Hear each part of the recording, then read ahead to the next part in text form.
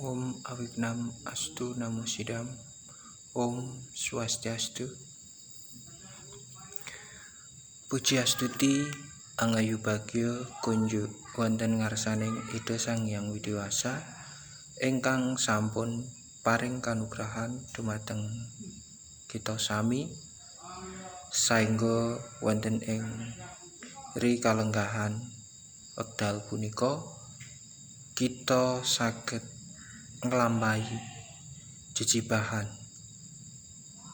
nggih punika nindakaken kegiatan belajar mengajar mata pelajaran pendidikan agama Hindu dan budi pekerti kanthi kahanan sehat, selamat, panjang yuswa lan sedaya kaberkahan ingkang saged kita raosaken. Untuk mengawali kegiatan pembelajaran pada pertemuan kali ini, yaitu di materi pelajaran pendidikan agama Hindu kelas 12 sebagai pertemuan pertama, mari untuk selalu kita berdoa terlebih dahulu, mengaturkan rasa bakti dan juga memohon waranugraha kepada Ida Sang Hyang Widiwasa dengan sikap asana mantra Om Prasada Stiti Sarira Siwa Suci Nirmalaya Nama Swaha. Pranayama.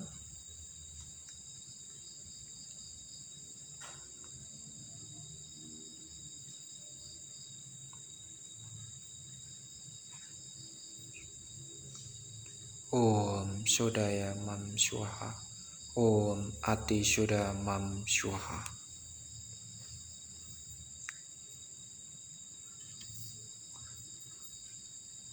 Om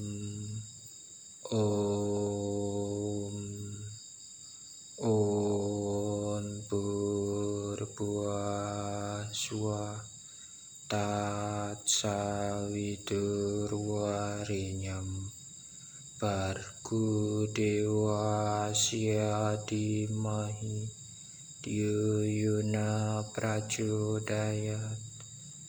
Om Purbuah Swa Tat Savidurwarenyam Bargu Dewa Siadimahi Diyuna Prachodayat.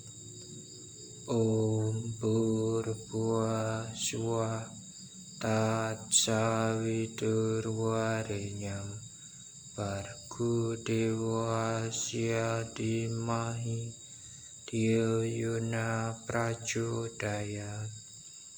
Om Guru Brahma Guru Wisnu Guru Dewa Maheswara Guru Saksat Param Brahma Tatsmai Sri Guruya Namah.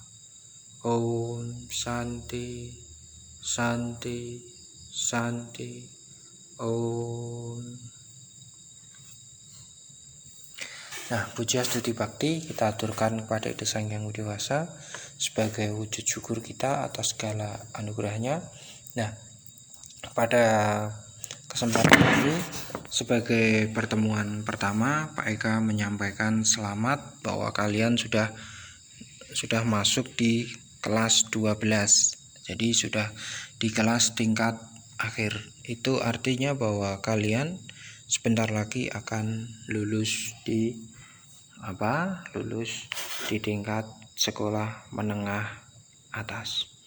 Nah, ini tentu menjadi kesempatan yang sangat baik untuk kalian meningkatkan kompetensi kalian. Oleh karena itu, mudah-mudahan walau kita di dalam masa pandemi virus corona ini, kita bisa melaksanakan kegiatan belajar mengajar walau dalam segala keterbatasan. Ya. Kalau kalian belum meminjam buku dari perpustakaan, ini Pak Eka sudah mengirimkan file PDF buku Agama Hindu kelas 12. Jadi silakan nanti dibuka untuk bahan materi belajar. Nah, di sini Pak Eka akan mencoba membantu untuk memfasilitasi, yaitu mencoba untuk menjelaskan apa-apa saja yang ada, materi yang harus dipelajari dan dikuasai di kelas 12 ini. Nah, silakan dibuka aplikasi bukunya. Nanti Pak Eka ini membuat video agak panjang, jadi mudah-mudahan nanti bisa membantu kalian di dalam mengerjakan memahami materi yang ada. Nah, silakan dibuka bukunya, nanti fokus untuk untuk memperhatikan buku yang ada, atau fokus bisa memperhatikan video ini. Jadi ini sebagai pengantar, mari kita mulai kegiatan pembelajaran kita. Nah, di kelas 12 itu nanti ada beberapa bab yang harus dikuasai, yaitu yang bab pertama adalah Weda sebagai sumber hukum Hindu. Terus di semester kedua, di semester 1 bab kedua, yaitu perkembangan kebudayaan Hindu di dunia. Nah, terus selanjutnya nanti di bab 3 itu ada tantra, yantra, dan mantra. Nah, langsung saja itu setelah kita lihat, langsung menuju ke bab 1, yaitu tentang bab 1, Weda sebagai sumber hukum Hindu. Seluruh Weda merupakan sumber utama daripada Dharma. Kemudian barulah Smrti. Di samping kebiasaan-kebiasaan yang baik dari orang-orang yang menghayati Weda, serta kemudian acara tradisi dari orang-orang suci, dan akhirnya Atmanastuti, yaitu rasa puas diri sendiri, yaitu berdasarkan Manawa Dharma Sastra bab 2 sloka 6. Jadi kita patut bersyukur ke hadapan Ide Sang Hyang Widi-Wasa karena sampai saat ini masih dapat mewarisi kesusastraan Hindu. Bagaimanakah semuanya itu dapat diwujudkan? Nah, renungkanlah. Jadi kita itu harusnya bangga bahwa kita sebagai generasi yang mewarisi susastra Hindu. Nah, lanjut. Nah, Dharma dipandang sebagai hukum Hindu. Bagaimana perkembangan hukum Hindu di tengah-tengah kehidupan masyarakat Hindu? Diskusikanlah. Nah, ini masuk ke sub materi pertama. Subbabnya adalah perkembangan hukum Hindu. Usahakan benar Dharma untuk memelihara dunia ini. Kesenangan orang-orang bijak itu kamu harus ikuti, yang tidak mementingkan harta, kesenangan nafsu maupun nama, karena itulah yang merupakan keampuhannya orang-orang bijaksana di dalam memegang Dharma. Ini terus selanjutnya adalah peredaran zaman dunia ini sedapat-dapatnya harus kamu ikuti benar-benar. Pergunakanlah ajaran Manu untuk memelihara dunia. Melenyapkan penderitaan hendaknya diusahakan. Kecintaan rakyat pasti kamu peroleh. Nah, ini dari Kekawin Ramayana Sarga itu. Nah, hukum Hindu adalah sebuah tata aturan yang membahas aspek kehidupan manusia secara menyeluruh yang menyangkut tata keagamaan, mengatur hak dan kewajiban manusia, baik sebagai individu maupun sebagai makhluk sosial, dan aturan manusia sebagai warga negara, tata negara.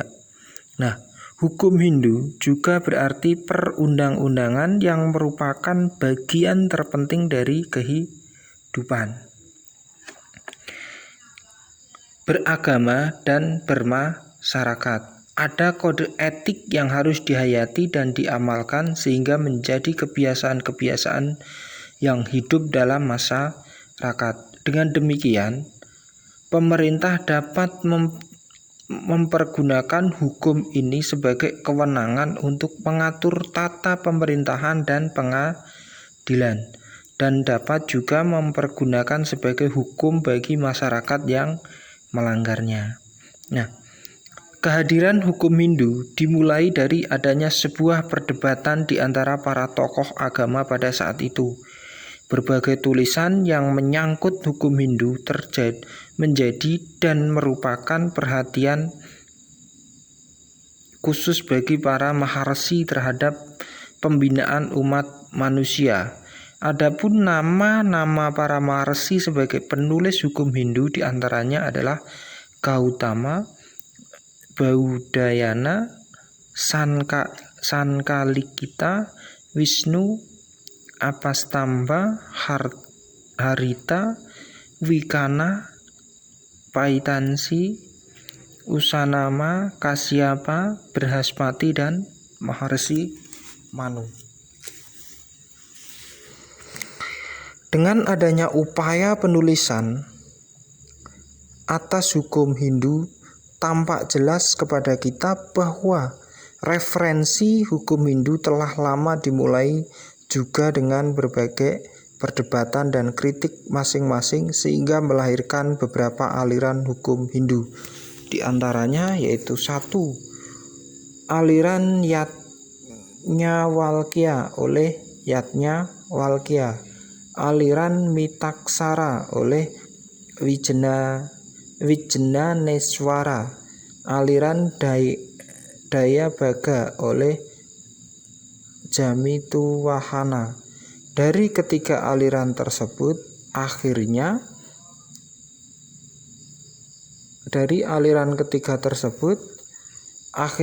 keberadaan hukum Hindu dapat berkembang dengan pesat khususnya di wilayah India dan sekitarnya. 2 aliran yang terakhir yang mendapat perhatian khusus dan dengan penyebaran yang sangat luas yaitu aliran Yajnavalkya dan aliran Wijnaneswara, itu berdasarkan dari keterangan Puja Gede di tahun 84. Pelembagaan aliran Yajnavalkya dan Wijnaneswara yang di atas sebagai sumber hukum Hindu pada Dharma Sastra adalah tidak diragukan lagi karena ada ulasan-ulasan yang diketengahkan oleh penulis-penulis Dharma Sastra sesudah Maharsi Manu, yaitu Medati.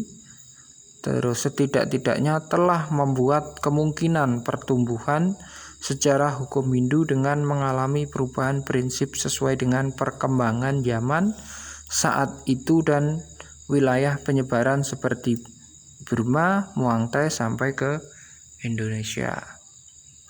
Pengaruh hukum Hindu sampai ke Indonesia nampak jelas pada zaman Majapahit, tetapi sudah dilakukan penyesuaian atau reformasi hukum Hindu, yaitu dipakai sebagai sumber yang berisikan ajaran-ajaran pokok Hindu yang khususnya memuat dasar-dasar hukum Hindu yang kemudian dikembangkan menjadi sumber ajaran Dharma bagi masyarakat Hindu di masa penyebaran agama Hindu ke seluruh pelosok negeri. Bersamaan dengan penyebaran Hindu ke seluruh pelosok negeri ini diturunkan dalam bentuk terjemahan ke dalam bahasa Jawa kuno yang isinya juga memuat undang-undang yang mengatur praja wilayah Nusantara. Adapun aliran yang mengambil hukum Hindu di Indonesia yang paling dominan adalah Mitaksara dan Dayabhaga. Hukum tata negara dan tata praja serta hukum pidana yang berlaku adalah sebagian besar merupakan hukum yang bersumber pada ajaran Manawa Dharma Sastra. Hal ini kemudian dikenal sebagai kebiasaan-kebiasaan atau hukum adat seperti yang berkembang di Indonesia, dan khususnya dapat dilihat pula hukum adat di Bali.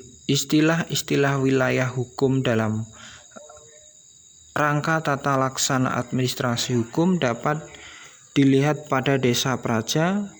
Nah, desa praja adalah administrasi terkecil dan bersifat otonom, dan inilah yang diterapkan pada zaman Majapahit, terbukti dengan adanya sesanti, sesana dengan prasasti-prasasti yang dapat ditemukan di berbagai daerah di seluruh Nusantara.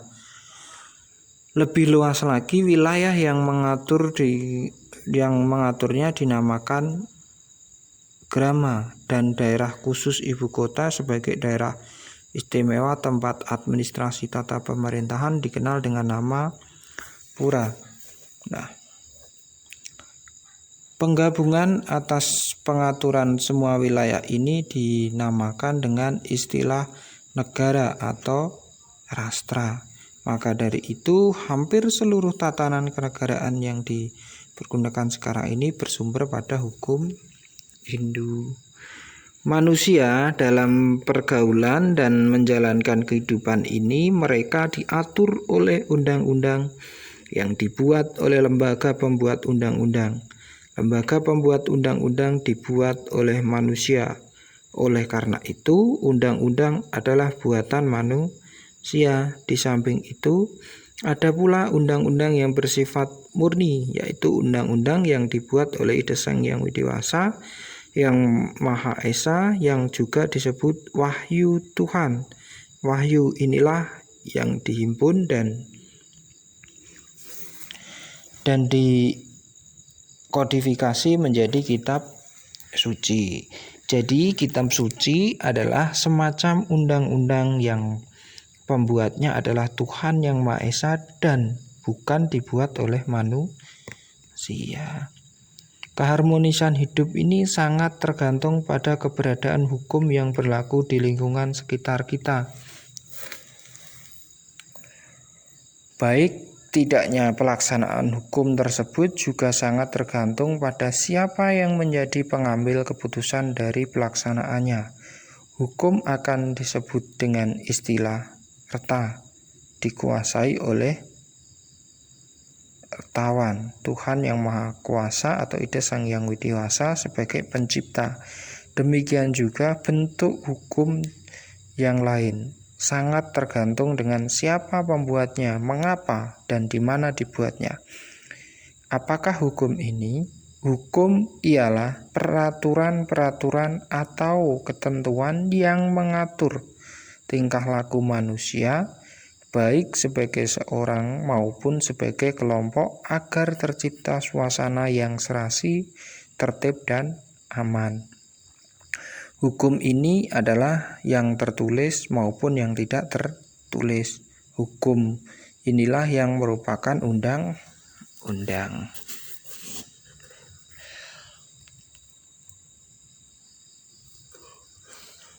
Di dalam sebuah negara, undang-undang dari semua undang-undang disebut undang-undang dasar. Undang-undang dasar ini mengatur pokok-pokok yang menjadi sendi kehidupan bernegara, dan dari undang-undang dasar itu dibuat undang-undang pokoknya, seperti halnya undang-undang dasar dalam kehidupan beragama. Semua peraturan dan ketentuan-ketentuan selanjutnya dirumuskan lebih terinci dengan menafsirkan ketentuan-ketentuan yang terdapat di dalam kitab suci. Tingkah laku manusia yang baik yang menjadi tujuan di dalam pengaturan kehidupan ini disebut dharmika. Dharma adalah perbuatan-perbuatan yang mengandung hakikat kebenaran yang menyangga masyarakat, yaitu dharma, dara, yakte, praja. Untuk memperoleh kepastian yang tentang kebenaran ini, setiap tingkah laku harus mencerminkan kebenaran hukum atau dharma. Artinya tidak bertentangan dengan undang-undang yang menguasainya.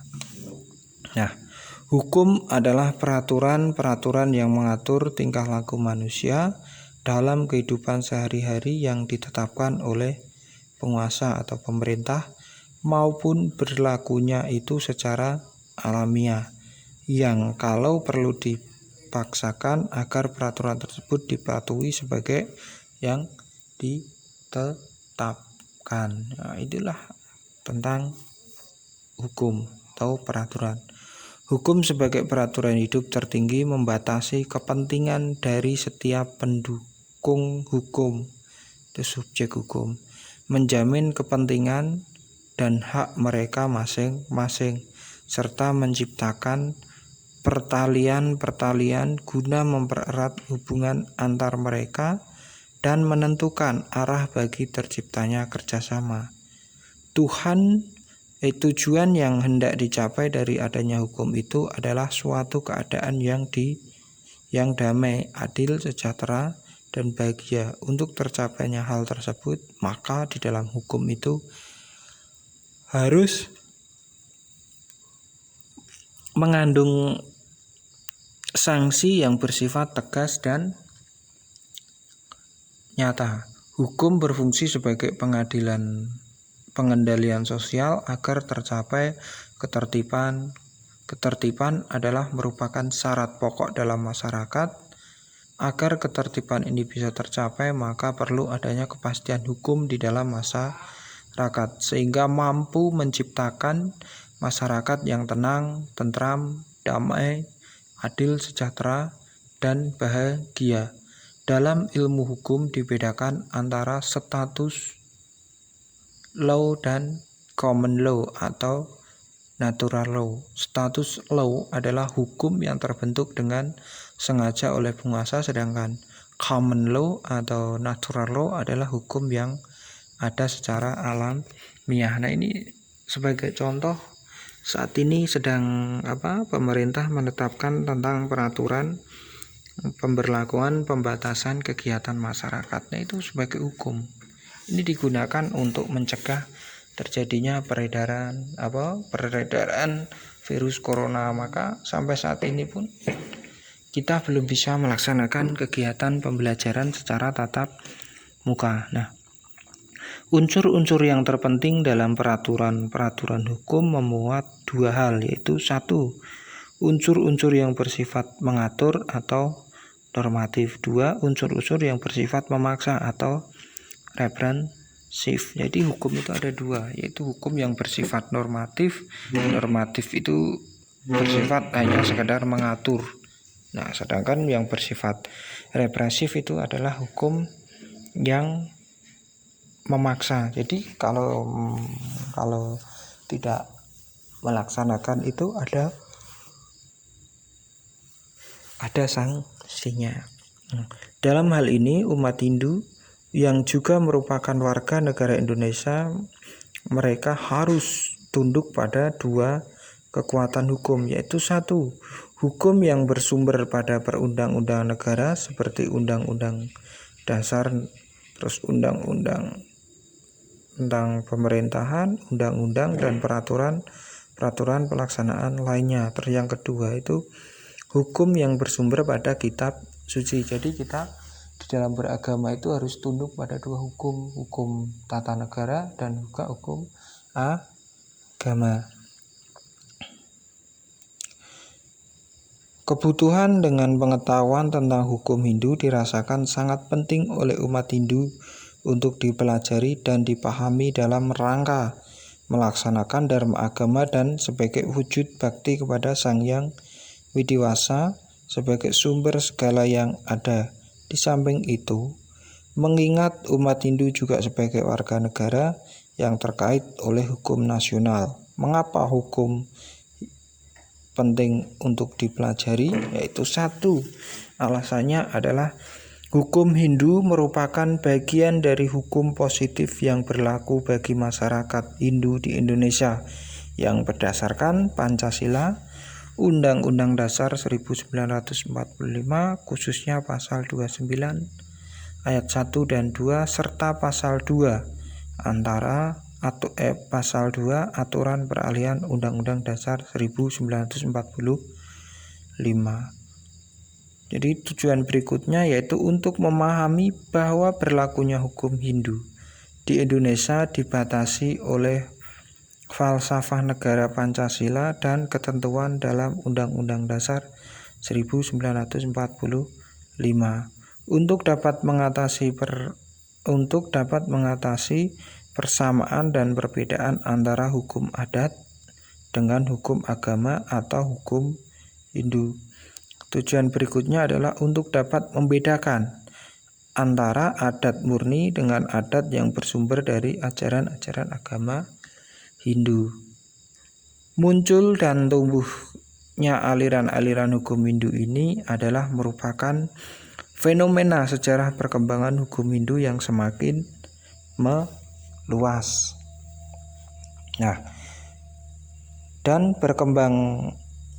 Meluas dan berkembang. Bersamaan dengan itu pula, maka muncullah kritikus-kritikus hukum yang membahas tentang berbagai aspek hukum Hindu serta bertanggung jawab atas lahirnya aliran-aliran hukum tersebut. Sebagai akibat, maka timbulnya berbagai masalah hukum yang relatif menimbulkan realitas kaidah-kaidah hukum Hindu, di antaranya berbagai daerah Hindu. Dua dari aliran hukum yang muncul itu akhirnya sangat berpengaruh bagi perkembangan hukum Hindu di Indonesia, terutama aliran Mitaksara dengan berbagai pengadaptasiannya.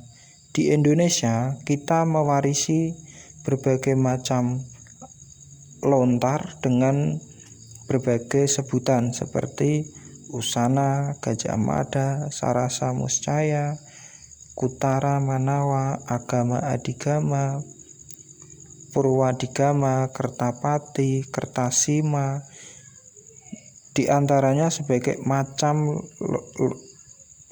lontar-lontar yang memuat tentang Sasana adalah Raja Sasana, Siwa Sasana, Puru Sasana, Resi Sasana, dan yang lainnya. Semua itu adalah merupakan gubahan yang sebagian bersifat penyalinan dan sebagian lagi bersifat pengembangan.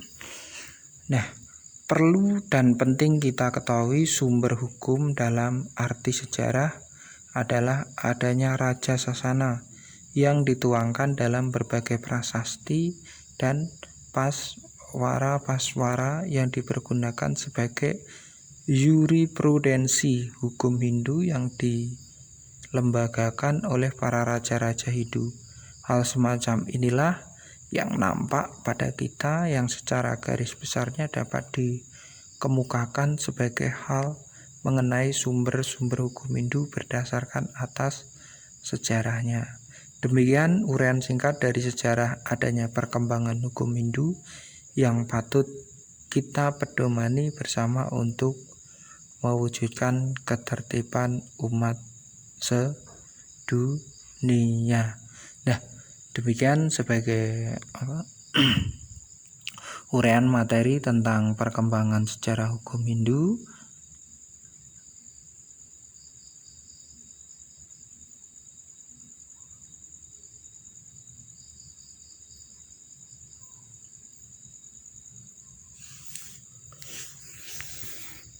Nanti sebagai untuk penugasannya silakan dikerjakan uji kompetensi. Ada 4 soal terdapat